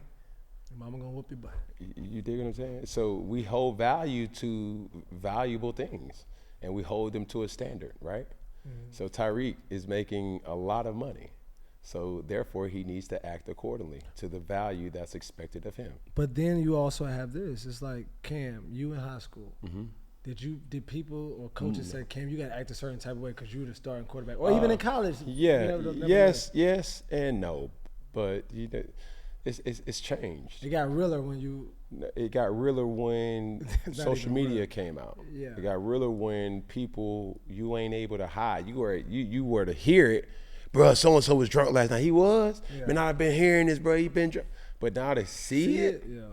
It's like nothing's really changed from the athlete. There's been bonehead guys that's been doing some very sketchy, sweaty things for years. But now you have to be a role model even in high school. Yes. Like, take it like a Bronny James or even a Cayenne Anthony. It's like he go out, he cursing somebody out, bro, you better than that. And it's like, bro, you're not, though. 17 years No, old. for sure. But we gotta hold grace for a lot of things. And like I said, that's the purpose of why I interject myself into these kids' lives at a time to be like, bro, you're not talking to a dude that want to see you win. You're talking to a dude that has been where you're trying to get to. And I know, like, bro, you're gonna get bored. You're gonna get, tempted to do these type of things. But what do you do? What are you supposed to do? Be the bigger man? Yeah, but don't even put yourself in that type of situation. That's why you need a support cast. You need a support system that can alleviate you being in that type of position. Here we go, next clip. All right, Stefon Diggs signs with the New England Patriots. All right. So Diggs, Pat deals 3 years, $63.5 million contract, but only is a $16.6 million guarantee. So it's basically a 1 year, $15 million prove-it type of deal. All right, he has bonuses if he hits 100 catches, 1,300 yards, and makes the Pro Bowl. Pats move on after 2025 with no major cap hit if they decide not to pick up, obviously, the other 2 years after this. So what do you think of this type of deal? Like, is this a good deal, bad deal? It's like, take the deal or, He still got a deal. He got a deal. He's still working. He still got a deal. That boy gonna get him a job. Yeah. But is this like a respect or it's like a setup? Like, you know what I'm saying, to cut the bait? It's a prove-it type of deal, bro. The fact that, what's my concern about this, he is coming off of injury. Is he still the same Stefon Diggs that he knows that the standard of his expectation is going to be? Is he past that window of greatness? Yeah. Coming off of injury. You know, is this a certain level of pressure though that like keeps you up? That's like, damn, I'm not guaranteed. Like if I have an off year, there's a possibility that they be like, all right, we're good on you. Transparently speaking, I don't think Stefon Diggs is a number one at this time of his career. I think even Stefon needs help. Right? Like I think he needs another person to complement his type of skill set. And I have a lot of respect for Stefon Diggs, right? I've trained with him. I've seen him work. I've seen his work ethic, but that was 5 years ago. You know what I'm saying? Like this Stefon, he's now the vet, you know. And is he still an 1,000-yard receiver? Yes. But, you know, you would love to see him be co-opt with another receiver that's capable of garnering a lot of attention so that it's not going to be the bare share of expectations for Stefon. But even in the league nowadays, is it really you do see a lot of people paired up even as a number like Jamar Chase and T. Higgins. Yeah. You know what I'm saying? But I mean, you got a Justin Jefferson. And even with Drake May, like Drake May. Having a Stefon Diggs gives you comfort as a quarterback. It's right? going to help his game for sure. For sure. But you need other receivers outside of Stefon Diggs to, like when you think about, you know, the Texans situation, they had Tank Dell, they had Stefon Diggs, and they had numerous other slews of talent, even with Dixon in the backfield. Like, bro, guys were ballers that allowed him to still be impactful, right? It wasn't asked for him to have 9 to 15 catches a game, like, but he still impacted the game. You know what I'm saying? And that's going to be the same kind of outlook for him in New England. It's like, dog, like what's going to be the talent structure or the talent personnel around him so he can get the best version of Stefon, you know. In other news, off topic but on topic, I seen something the other day that I was like, yo, Stefon, he's that guy. Bonzo, what do you do, man?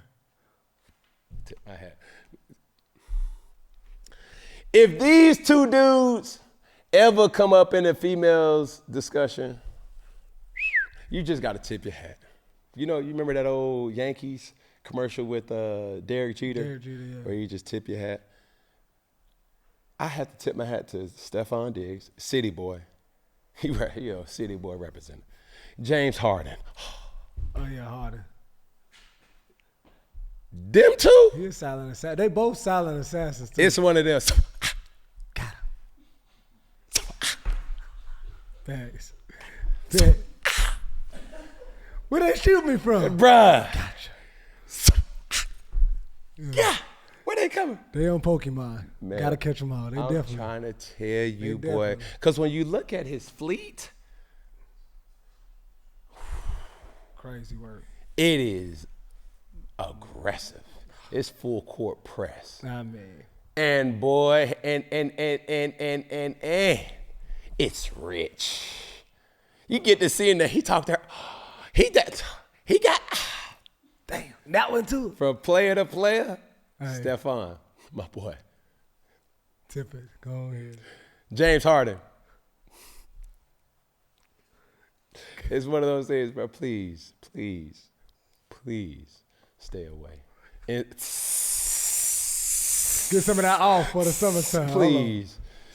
That City Boy repellent. I mean, Cause good boy, God, they sliding in them DMs. Boy, they stealing bases. I'm trying to tell Okay. you, and they don't care who at home. and can you blame them? I don't blame them. Bruh, in the jungle, it ain't no rules. It ain't none. It's a bunch of lions, tigers, and bears out there that's looking for some prey. And they ready to feast.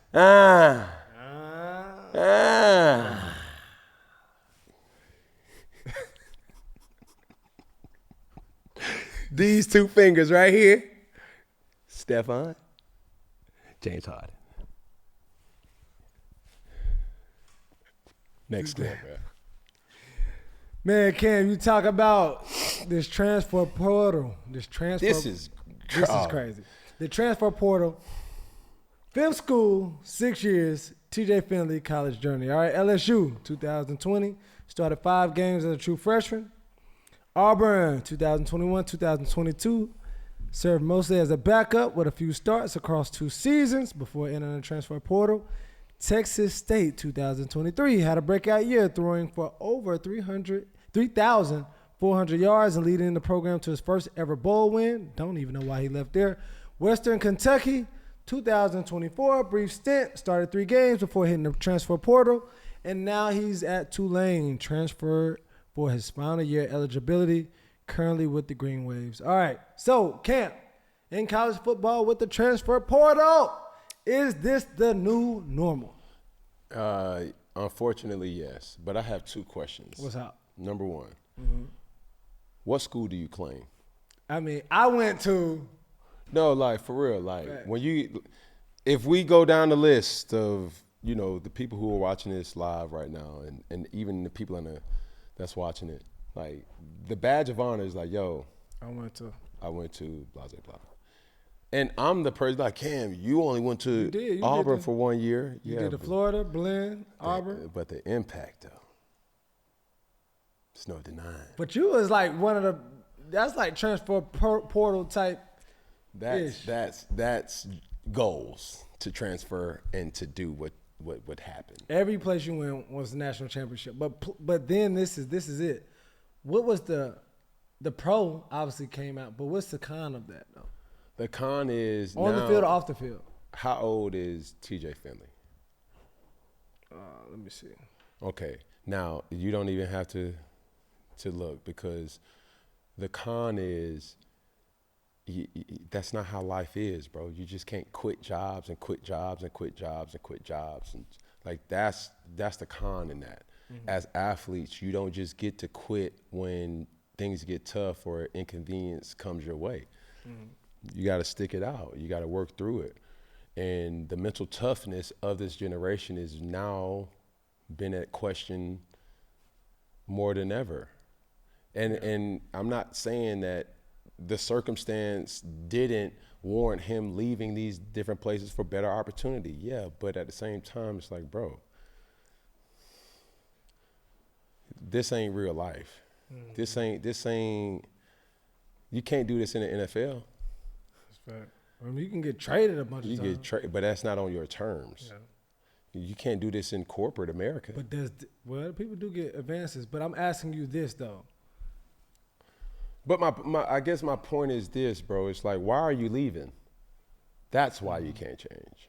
So if you're leaving for advances, cool, leave to further your career. But just because this coach didn't like me or this boss didn't like me, I'm leaving. And I believe in having your own motion and having, you know what I'm saying, self-respect and things like that. But, bro, sooner or later, you're going to have to plant your feet, point your toe east and west, and stand on business. Nobody want to battle no more. It's like either I'm the starting guy or I'm out. Or even if it's like I lost my starting job this year, are you willing to battle for it? But answer this though. Either I can battle here at Auburn or I can go to Texas State and get an opportunity. Because this has been situations, your situation, Tim Tebow, but who in the world would have known I have another Heisman coming right back after this Heisman. There's not a lot of times in collegiate sports that you've had 2 Heisman Trophy winners in the same room. Trent Richardson, Mark Ingram, on the same team, Reggie Bush, Matt Leinart, Tim Tebow, Cam Newton. You know, that not a lot of times that awards stay in the room. Team is different. Room is even more special. So. But how do you get your chance if you're on the bench? Are you a person of? That's why you got long eligibilities. Like you can redshirt. That's why you still can save your 4 years. Learn. People aren't learning. People aren't really taking that time serious to say like, yo, even though I'm not dressing, I still can find value and getting stronger, faster, more aware of the philosophy. And I think a lot of things too that's not being mentioned is like it's the coaching situation too. Yeah. Because a lot of players chase coaches, right? And when the program goes into a rebuild phase that may be impacted by a player, good or bad, that coach goes somewhere else, and more players commit to coaches than programs. That make sense to you? Yeah.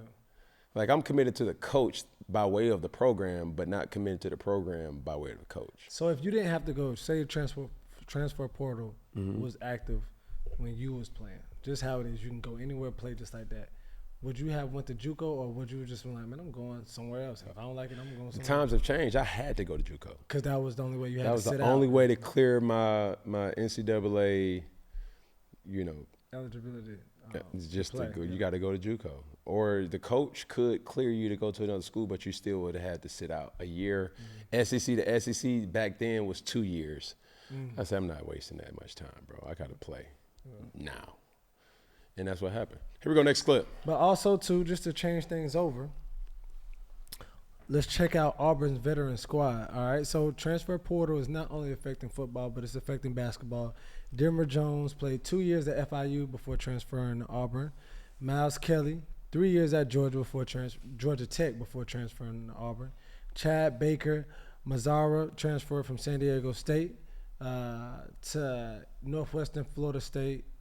And that's a JUCO.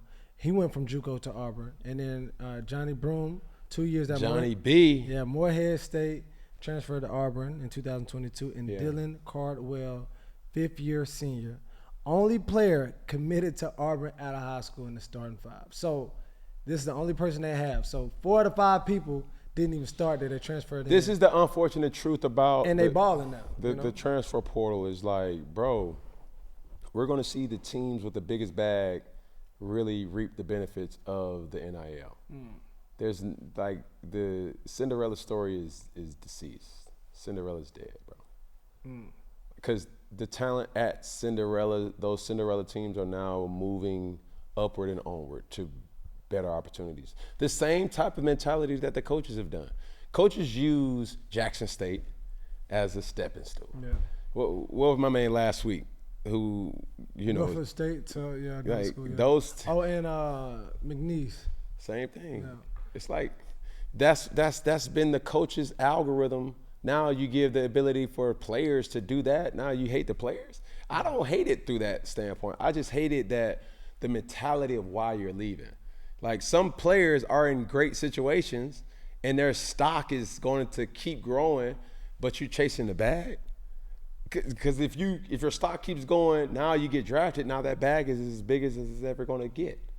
So that's the real bag. So at the end of the day, programs that have the capabilities to, really impact this world of NIL is going to reap those benefits. Do you think it's over with, like the Fab Five freshman teams, or like the Calipari, like he had the freshman teams coming in? I don't think that's dead, because that's still freshmen, like But freshmen. I'm saying all of them, their whole starting five. I recruited these freshmen. They're all playing here. Like, but basketball is different. Do I think that can happen in football? Absolutely not. Yeah, but in basketball, do you see like all the top players going to one team starting, especially with this transfer portal, because they can win now? Yeah. Obviously, you can ball in high school, but when you go to college, your game doesn't always transition over. So even at time of growth, like, do you even see that happening with this transfer portal? Because these are all these damn the grown men. You got 24, 22, 25, 22, 23 coming into a 17, 18-year-old kid. Like, you got, okay, I look at it like this. When I went into the NFL, I was 21 to 22 years old. And the youngest player on this list is 22. Yeah. Right? So just imagine if I would have went back to Auburn for another year. That year that I was 22 years old in the NFL, I won Rookie of the Year. That's child's play. Like, that would be child. Would you have went back to Auburn with all the people, because you had a team full of seniors? You really don't know what you expect. We wouldn't have had as many seniors my senior year, because I left with one more year of eligibility. Yeah. But we would have willed our way to win. That would have been child's play, bro. Yeah. Next clip. All right, do you need film study? Arizona wide receiver McMillan is a potential top 10 pick, and people say it's an alarming video that will hurt his draft stock because he talks about not watching film. I don't watch football. You don't watch football? At all? At all. Is it hard to watch film then if you don't like watching? Where did this film come from? Bro, I don't know. Who's the weirdo that has this planted camera like on Cheaters? Yeah, it is on them Cheaters cameras. Like that angle is in his. Like one of them. Come on, bro. So you don't like watching film? That's weirdo activity, bro. Like, and no, this is not affecting his draft status because you're getting drafted not because of what you've done off the field. You're getting drafted because of what you've done on the field. Mm-hmm. And I said that correct. You're not getting drafted because of what you did off the field. You're getting drafted what you did on the field. Mm-hmm. Now, you cannot get drafted because of what you've done off the field. Correct. Rather than what you've done on the field, right? It's that type of perspective that you have to understand with this. He still goes top 10. He's still one of the first receivers that's going to be taken off the board. And it's just one of those things that you think like, yo, he hasn't needed to watch film. I didn't know how to watch film when I was coming out of college. I didn't start to understand the game of football until I had time to really know what I was looking at. Yeah. You know what I'm saying? It's like understanding fronts, unders, overs, bare defense, difference between a 3-tech and a 4-eye, 9-tech and a 5, like, bruh. Corner cat versus, cover 3, a combo coverage, cover 6 versus cover 9 versus bruh, it's so much that you don't really understand. So don't punish this kid who's still in college because of his production. He's one of the best receivers that's out there. Does he need to watch film? No, because at this particular point in time, will he need to watch film? Absolutely, because there will be film on him that people will be watching of him, and he needs to know how to study the game. That is now the coach's responsibility. And if we're drafting this kid, Coach so-and-so, you need to teach this kid the sport and how to be a professional football player. That's why that's why the draft or the combine is important. Because, that leaked video serves no purpose if that's a good kid. Yeah. The willingness to want to watch film is different than I ain't going to watch film. He ain't needed to do it, and it showed. Like, bro, it's like he's a really good receiver. Yeah. And even also at the next level, which goes into our next point, you saying, at the next level, that's when you really picked up film more serious. Right. And Ray Lewis reveals his mental battles against Peyton Manning about watching film. This is Football 101. In 1998, when me and Peyton Manning was first at the Pro Bowls, Peyton's wife, she's like, he studies you all day, every day. And I'm like, really? So I need to change my game. So I started studying him more though. So I built an entire room in my house just so I can watch film. So I became this guy that wanted to know everything. If Peyton got to the line, started to rumble off the play clock, 40 seconds, going to this person, oh my, and he's doing all this at 40 and 35 seconds, it means absolutely nothing. 15 to 10 seconds on the play clock, that's when you're going to get his play that he's running. Why? Because now you can't change the play clock. See, he has time to play with the play clock at a 40-second mark. But when you get to a 15 to 10 seconds, you can no longer audible out or check. And I'm trying to go as close as it can before we jump into what we're totally in. So you would see me say, move. Everybody will jump into where they're supposed to be. But before then, you are where you're not supposed to be. And so we needed them to see that on film because now they don't know if we're going to stay there, if we're going to come back. No, it's the smallest things. It's me knowing Peyton comes to the line second down and I see that the receiver right leg is up on the line instead of his left leg is up on the line and the outside receiver is back a yard. Then I know I'm getting that high low right now. So I know 2 driving up, the number 1 coming in. The corner can't make that play because the corner has to sit off. So the only person that could affect that play, if you know it's coming, is the middle backer. If you can count the 1, 2, 3 as a middle linebacker, you can be a very effective person. So obviously, you in the that's chess. But the master class of a Peyton Manning, the master class of a Tom Brady, and the game isn't necessarily played like that. Not that I can think of, because he has so much freedom to change plays. And Peyton Manning did. Being in the system of New England, I would have probably said the same thing with Tom Brady, but they call 2 plays. So it's not much that he's changing that's not already a given play. Yeah. Now, Peyton will go from the line of scrimmage, set the line, set 180, easy. That's just to get everybody like lined up. Like that's the difference between somebody being like this, and then there's a difference between somebody being like this. I need to set the formation. So when the formation is set, the defense gets set. Okay. What Ray Lewis is showing us, which is football 101, is that the master class of Peyton Manning was he would even say, why did he? Hey, easy. Hey, 51. Here we go. Hey, bingo. Hey, rocket. Those are all fluff. Say, 180. Now the clock is striking the 20. Say that. Okay, now here comes the real play.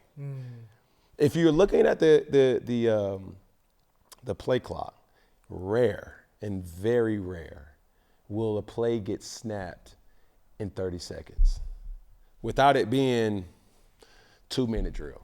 Yeah.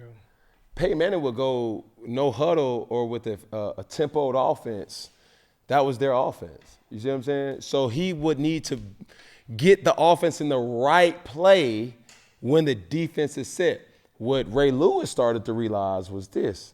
If we're setting the defense up, this is giving him at least 25 seconds to see what we're in, and he's going to get the offense in the best play. Yeah. So what do? We give him a dummy defense, knowing that he's going to snap the ball up under 10 seconds, so we give the real defense around 10 seconds.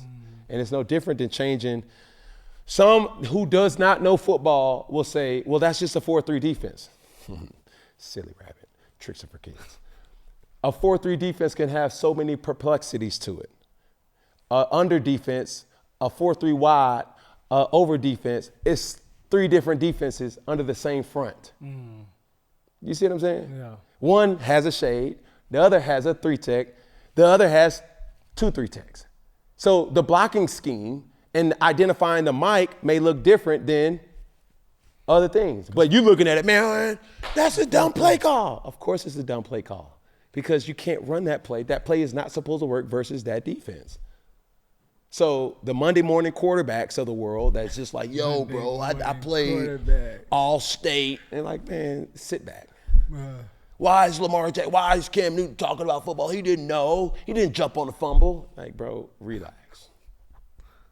Right? Yeah. There's so many perplexities in the game of football, numbnuts, that you just don't know unless you know. Peyton Manning knew that his game wasn't complex. It was actually pretty simple. Because when you dive into certain route combinations, it was the uniformity or the discipline of the routes to know, like, yo, versus cover 2, it may look like on paper a down and in, but his thing was, I'm going to really attack this defense's insufficiencies. So even though on a regular cover 2, right? Cover 2, that's hard flats versus, and that cornerback will bail to protect the corner route. What Peyton Manning's receiver combination would do was run up, attack the cornerback's leverage, so it attaches the cornerback, and then right when you get the cornerback's attention, bop, I'm gonna run it in, which may look like a slant. And you were to say, like, yo, if I'm a cornerback and I have the flats, there's a person threatening my zone. So therefore, I have to stay right here. Now, the safety is saying to himself, well, if the cornerback is not threatened, he's supposed to help me to protect me from the corner route. Well, the safety now is beat on his leverage because now the safety is thinking that the corner is helping, but he's not. So now the corner is wide open. Yeah. Now, if the cornerback says, oh, whoa, I got a corner to cover, I'm just going to throw the end. That's 6 to 8 yards, depending on the missed tackle, and that's a chunk play. So, like, even during this time, number one, who taught you how to watch film? And number two, if it was a player in the league, who did you watch film on the opposite side of the ball? You can't. That's such a broad. The second question is such a broad question. I would like to attest my film watching to Ken Dorsey. Rod Chazinski was my first offensive coordinator. Ken Dorsey was a GA, but he was assigned to me as a person to help me watch the practice film and things like that. Coach Shulu was probably the most patient coach because he was around me the most and probably it was just the assigned person to be like, yo, make sure that he knows what he's supposed to do. Now, amongst all of it, you have to have the willingness to want to learn, to understand like, yo, I got to be better. Hey, what is it about me that people are also looking at that my tendencies is showing up on film? And Coach Dorsey was a person that was a wizard to really helping me. And he just gave me different cues and different, tactics to kind of watch. It's like, yo, this may look like quarters, but this is 33 buzz. Yeah. I'm like, oh, well, how can that make sense in real football? Because another football 101, different safeties have different responsibilities or different playing styles. Because the middle of the field for a cover 3, some safeties are taught that the middle of the field is where the ball is, right? Other safeties are taught the middle of the field is actually the middle of the field. You know the difference. If the ball's on the left hash, that's not the middle of the field. So now the middle of the field safety is on the left hash and he's covering the middle of the field. But then you got the right side mostly open. Yeah. Correct. But that's the field, though. Correct. That's a harder throw. The ball's in the air longer. Certain quarterbacks don't have the arm strength to really throw it on a laser. So you're still saying, I could play the middle of the field on the hash, and my cornerback can cover that post, can cover that dig. You got time to make up. You got time to make up. Yeah. You see what I'm saying? Yeah. So understanding those type of tendencies, how is this defense playing their coverages? If they're a cover 3 team, where do they identify as the middle of the field? Is it where the football is? Because the ball could be on the left hash, the ball can be on the right hash. Or do they identify the middle of the field as the middle of the field? Yeah. So there you have it. I'm not a dummy. Here we go, next clip.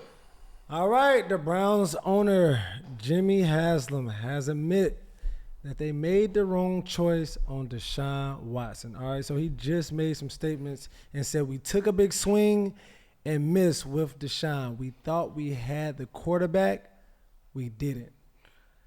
So they gave up 3 first-round picks and paid Watson $230 million fully guaranteed money. And now it seemed like he might be a backup or in a backup situation in 2025, rehabbing a torn Achilles. The Browns are stuck with financial debt in regards to $172 million dead cap, but clearly don't view him as a future. With Kenny Pickett at the helm right now, and they're going to explore, obviously, options in the draft, where does that leave Deshaun Watson? And what should he make, or what do you make of these statements by the owner? It's heavy.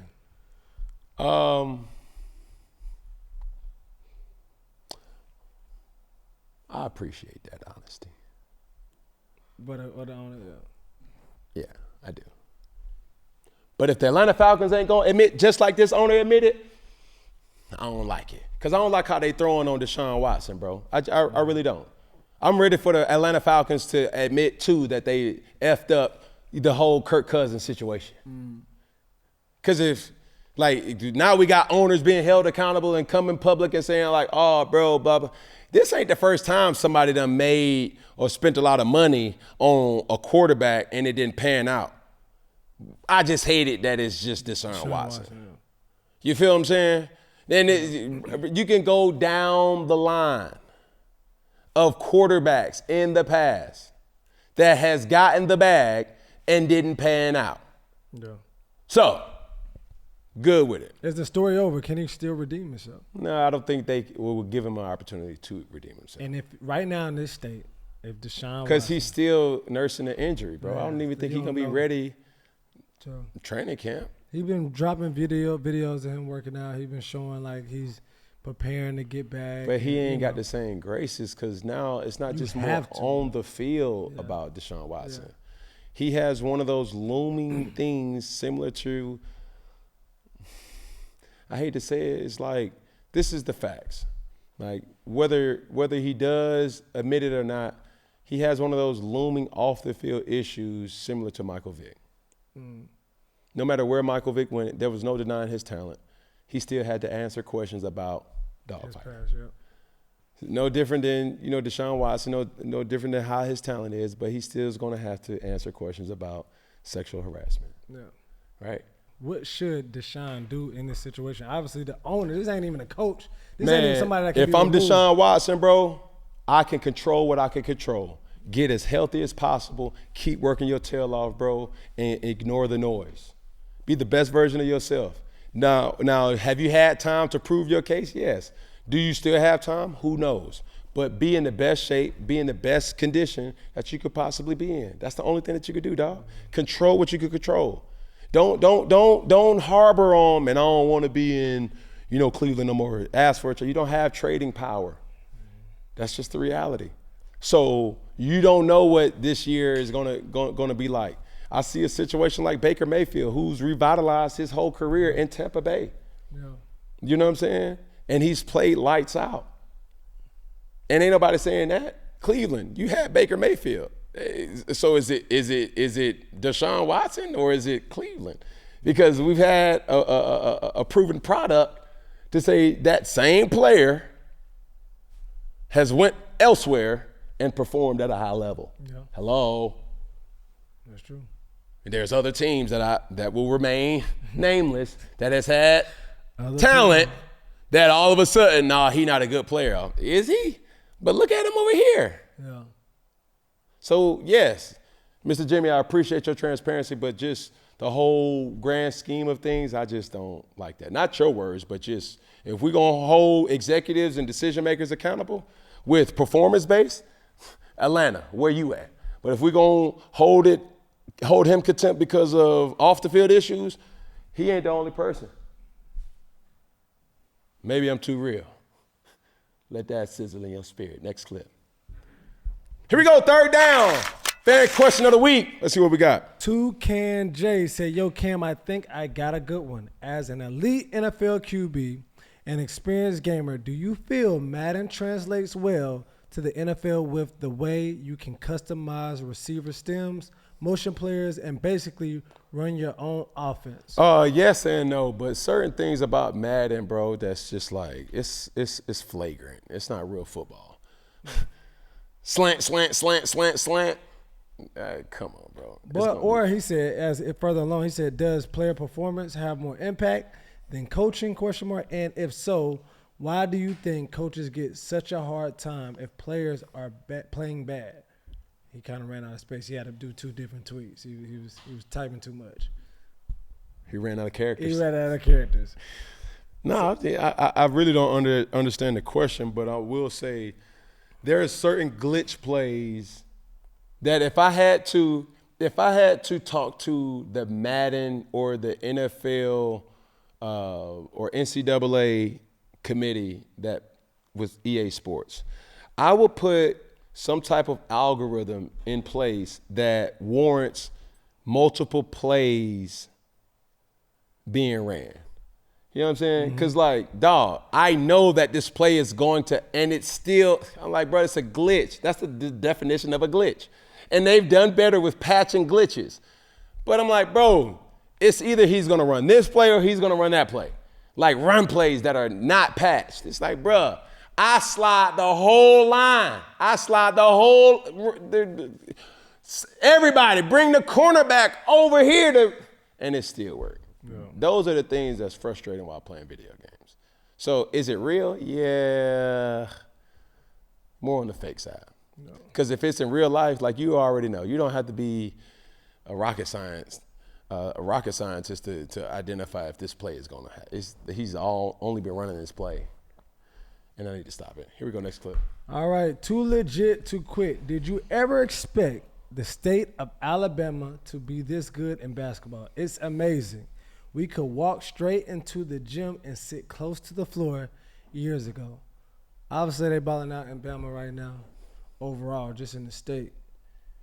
I'm telling you, we're going to look back, and the teams and the programs that will benefit the NIL the most will be the teams and the programs that have the most money. Mm-hmm. In basketball, in football, in baseball, in every single sport. It's just what it's going to be. Yeah. Like the Michigans. How does a Mexico State, a New Mexico, Or Nevada, anything like that. fight with a Michigan as a backup player? Think about this. As a backup player, I could still make $150,000. As the main player on certain teams, I may make $5,000. Oh, come on, man. That's just the unfortunate truth. So that's what it is, dog. It just sucks as a fan because there's no longevity or there's no loyalty to programs no more. Yeah, that's right. But I will say this in defense of the players. The coaches have been doing this for years. A long time. So you can't hate the game. And you can't hate the player. You can't hate nobody because that's just what it's been. Yeah. There's been worse cases of this, but there's been a situation where, like, I recruit a player. I'm recruiting Peggy. You commit. Now that coach already knows I'm going to now take a job offer somewhere else on signing day. And that's messed up. Here we go, 4th down. Newton's Law. All right. It's Come on, getting Peggy. messy in media. Come on, it's a Peg. Thriller in Manila. Come on, Peg. I said down goes Frazier. Come on, let's talk about it. All right, LeBron versus Stephen A. Smith. All right, we're going to kick you off with the confrontation with a full timeline of the series of events that has happened recently. This feels like a little Drake and Kendrick Lamar type. Going back around. Well, kicking off Sports edition. Sports edition. Okay. Da-da-da, so, January 29th, 2025, Stephen A. says on First Take that Bronny James should be in the G League, not the NBA, implying nepotism is the only reason he's there. He continues criticizing Bronny over the following weeks. Obviously, he made that statement about LeBron not being a good father because he put that type of pressure on Bronny. Then March 6th, Big Bron confronts Stephen A. courtside during the Lakers-Knicks game, telling him stop coming after his son. Next day, Stephen A. responds publicly, calling LeBron weak, okay, for confronting him mid-game. He says he's open to a private conversation, but LeBron declines. March 26th, LeBron appears on Pat McAfee's show and mocks Stephen A.'s media tour. He's on a Taylor Swift tour run, quote unquote. LeBron said he's fine with basketball criticism, but not personal jabs towards him or his son. And this is a video. Yep. Which leads obviously to you and Stephen A. Hey, legit, that feels like a moment that had been brewing for a long time. He's like on a Taylor Swift tour run right now. Oh yeah, yeah, we're watching it. We're all seeing it. Oh yeah, you're seeing it as well. It's He literally, it started off with, I didn't want to address it. Yeah, sure. I didn't want to address it. I wasn't going to address it, but since the video came out, I feel the need to address it. Yeah, on fire. You would be not to talk about it. Are you kidding me? If there's one person that couldn't wait to the video to drop so you could address it, it's your ass. Like seriously, it's. And like he completely like missed the whole point. The whole point. Never would I ever not allow people to talk about the sport, criticize players about what they do on the court. That is your job, to criticize or to, be in a position where, okay, if a guy's not performing, that is all part of the game. That's all part of the game. But when you take it and you get personal with it, it's my job to not only protect my damn household, but protect the players. You know, and I think a lot of the media, including him, and I know he's gonna be happy as hell. He's gonna be smiling from ear to ear when he hears me talking about it again. Oh my God, he's gonna get home and grab some ice cream out of the fucking freezer and sit in his chair and his tighty whities on the couch. I hope at some point you two do get a chance. Stop it right there, Peggy. But we're not done yet. It's a lot more. Hold on 1 second. You want to respond on this one first before we move on? Yes. Give you all the facts. I do, because I said this.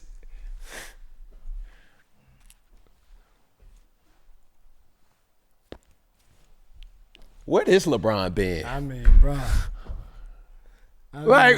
He ain't done yet, but where is LeBron? What is? Look, I said before, Bronny. We like toxic Bronny. But what you love?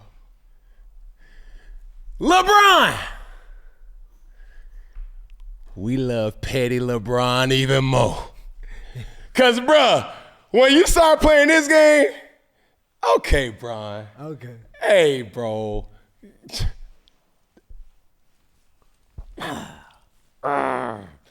We love this. Yeah. And I'm speaking for myself. Mm-hmm. Oh, man, LeBron is here with respect. Like, if this is the all-time high, like, LeBron's there. Yeah. Somehow or another, he done went higher. Yeah. Everything about the James lineage, it's just been pristine. We ain't never had no outside activity. It's just been almost like, yo, from the mama to the wife to the daughter to the sons, it's just been like chef's kiss, like the first family of sports for the culture. Yeah. Okay. And then, furthermore, March 27th, Stephen A. fires back and denies making personal attacks, accuses LeBron of dodging criticism, and threatens, if he had touched me, I would have swung on him. That man put his hands on me, I would have immediately swung on him. Okay, stop that. Immediately. Okay, but how long? Just because this is clear, this is cut short. All right. He also said he would have got his ass whooped if he would have swung on LeBron, but he said he would have went down trying. All right, so we have to say. But he's still a man, though. He's still a man, so you ain't gonna. Yeah, if any man swing on me, I yeah. have to swing back. As a man, you gotta protect. Yes. You gotta protect your last name. So then the next day, Petty LeBron comes out after Petty LeBron Bron. hits a game winner versus the Pacers. He chose Stephen A. on Instagram by posting an old clip of him boxing with the caption "Womp Womp." Oh no! All right. See, this ain't even Petty LeBron no more. This is just LePetty. Yeah, LePetty. That LePetty James. Where LePetty been this whole time, bruh? You got that in you, bruh? Bruh. But Stephen A. goes back the next day and says Stephen A. escalates again, calling LeBron petty and questioning his GOAT status. He falsely claims LeBron skipped Kobe's funeral, then apologizes and reacts to the statement a few hours later. So he says, Stephen A. says, my apologies and clarification. I misspoke in hour number 1 of First Take today when We know this story. Everybody messed up. knows this story. Yes. It's not even about doing the proper timeline. This is what I want people to understand about this. What's up? Personal or personnel covering sports and rivalries with actual athletes is nothing new, right? We've seen Allen Iverson's most iconic practice. What are we talking about? Practice? We're talking about practice, man. We've had Floyd Mayweather and Larry Merchant. You ain't shit. You got shit. I wish I was 50 years younger and I'd kick your ass. You won't do shit. Jim Everett versus Jim Rome. Chris. Deion Sanders versus McCorver. Yeah, there you go. I got some real man. You know that? Yes. You are a real man, Deion. I'll say that. Like, this has always been a thing. Like, this is the modern day version of it. Yeah. But for a person covering sports to be beefing with an actual athlete is nothing new to the sports scene. Yeah. Is it good for business? Yes, because it still warrants people to, like, what are you going to say about him now? You know what I'm saying? It's just, America loves toxicity. They love a little toxic. So, LePETTY, my guy. LePETTY James. LePETTY James, we love that guy. All right? But this is what I want to be said too. Stephen A. Smith, you're the top dog now in all of sports talk. This is just what comes with it. You're now, you don't have, how can I say this? Because he had the biggest microphone now. Yes. Like everybody. GOAT versus GOAT, I guess.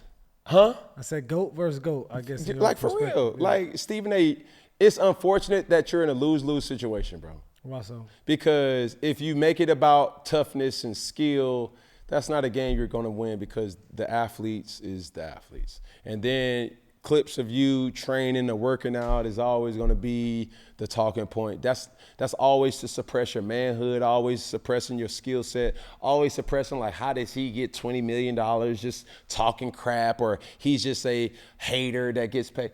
But he's really good at what he does, right? And people ain't just giving away $20 million a year, right? So this is where my relationship with Stephen A. Smith, if given the opportunity, if we were to just sit down, have a cigar, and be like, bro, you don't even have to use words like, I would have swung on him. You don't have to use words like to really go deep in your bag and bring somebody else, Kobe's funeral. Like, okay, like, nah, Stephen, you bigger than that. You know what I'm saying? Because, like, LeBron ain't really said nothing. I mean, he was talking trash on yeah, but he never really, okay, the Taylor Swift tour. But LeBron is the most impactful athlete that this generation has ever seen. But I love the fact, this is one thing I love. Without a Stephen A. Smith, you would never have gotten this out of a LeBron James that actually makes, that's the thing I love. It's like, we wanted to see this human LeBron. And one thing, I feel like they work tandem because without a Stephen A., you wouldn't have got this out of LeBron. And that's a big thing that the world is appreciating. I appreciate it. Who else would have been able? Probably Shannon Sharp, but Shannon Sharp is Team Bron. Nick Wright. No, he's not big. Emmanuel Acho. No. Like Cam Newton. No. Right? The most when you got a reaction, but bro, but not like going back. Not beef. Yeah. So sharks. Yeah, both played the game too. Sharks attract sharks. Mm-hmm. You see what I'm saying? Giants attract giants. If I'm Stephen A. Smith, I'm taking this as a badge of honor to say, you know what? I'm the only person in sports that even got LeBron out of character. Got his attention to respond. And I was even questioning. I said, hold on, was this after the game? This was during the game that he came up. Yeah. Ain't nobody gonna get LeBron out of that mode. During the game? Unless you are Stephen A. Smith. Yeah. So what does that say about how great Stephen A. Smith is? So I'm like, bro, come on, dog. Like, LePETTY James, you up one.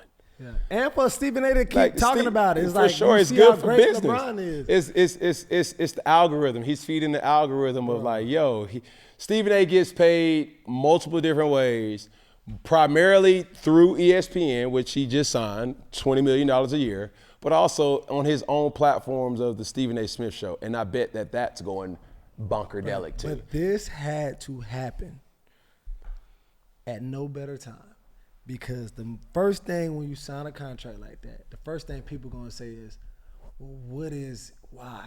Is it even worth it? And you sign this contract, and the night that you sign this, the same day that you sign this contract, now you become one of the most headlines in sports at this time. And it's like, everybody's tuning in to First Take, Stephen A. Smith Show, watching LeBron more. What are you doing? And then he's tweeting, he's on Instagram posting. Only thing you gonna see on LeBron is like ads, his family, but to post some pettiness, bro, they both like the stock rising, bro. For sure. Now, if Stephen A. Smith, what does those options look like, or what do those incentives look like? Because they probably hit them incentives after the first week, just off of the mere fact that the ratings probably went through the roof. Yeah. And even for LeBron, it's like through all of the stuff, you Like, hitting game winners still. As a fan, bro, we're still being marveled by the humanistic side of LeBron James, because what athletes, and I don't really follow soccer, but Cristiano Ronaldo is like a myth. Him and Messi, yeah. Like, those guys are myths. The fact that LeBron James has given the world, especially in the United States, some of him, not all of him, it's been something as a fan you can appreciate, right? He's been on the starting five of the Netflix special. Yeah. He's had certain things. You've seen him as a father, and the rarity of personnel and athletes, no matter a musical artist, we've seen him grow up right before our eyes as that 18-year-old phenom coming out of, was it William and Mary, St. Mary? St. Mary, St. Vincent, St. Mary's. So with that, bro, like, he's grown from a boy to a man. He's playing really good basketball that you can still appreciate. So, is that all we got, Peggy? Man, I love it, bro. I just love the art. It's just like another chess match back and forth. We'll see how it is gonna end up though. So as we end things here at 4th and 1. 4th and 1. Yeah. Hey, as we end things here at 4th and 1. Yeah. 4th and 1. Yeah. One finger. I said one finger. I said one finger. Can't forget the pinky. One finger. Can't forget the pinky. Add in the thumb. All together, one love. You dig. And that's a wrap.